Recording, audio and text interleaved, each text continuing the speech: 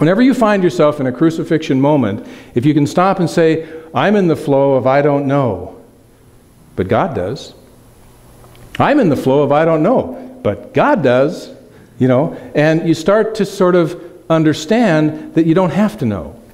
You don't have to know what's going on in that moment. It's not time for you to know what's going on. Your job is to get into the space of understanding that it's part of a greater process that's unfolding in your life. You're not just this little physical body living in this little moment, that you're a spiritual being living an eternal life, and that and a part of that eternal life, there are certain processes that you need to go through in order to awaken to a level and a space and an understanding that you can be what it is that you've come here to be, and that you can move forward in a way that you need to move forward in your life to impact the world and your own experience in a certain way.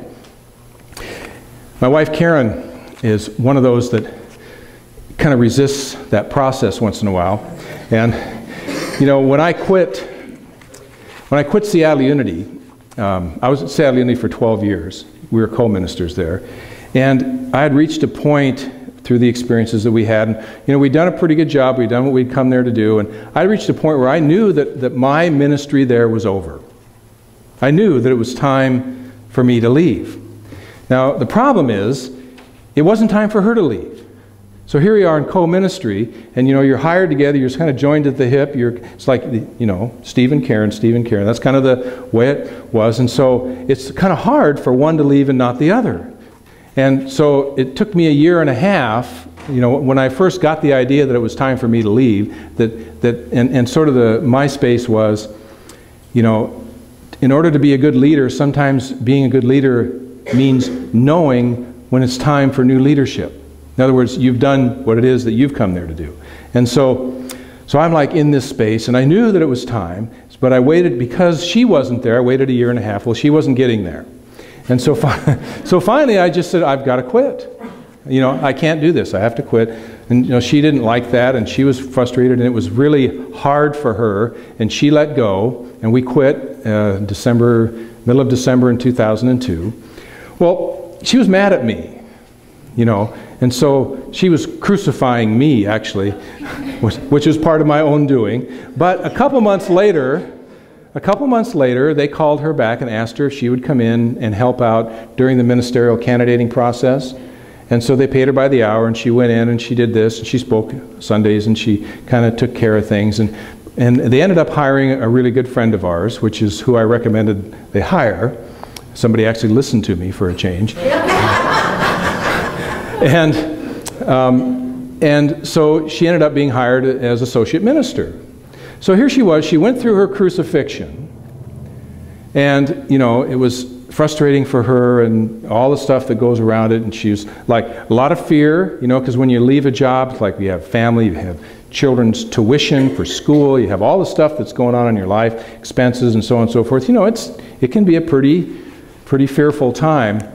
And so she had her crucifixion experience, and then when she went into the tomb as an associate minister. In other words, it was time when she was just there she wasn't there to be the leader, she was just there to be present and do what it is that she needed to do. I sort of think of that as her tomb experience. And so she went in that experience, and she was there for 5 years. It was a long time in the tomb, but she was there for 5 years.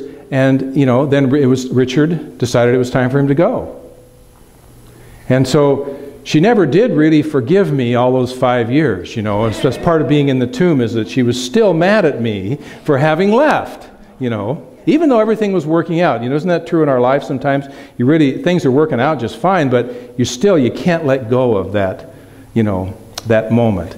And so Richard leaves, and so all of a sudden, there she is.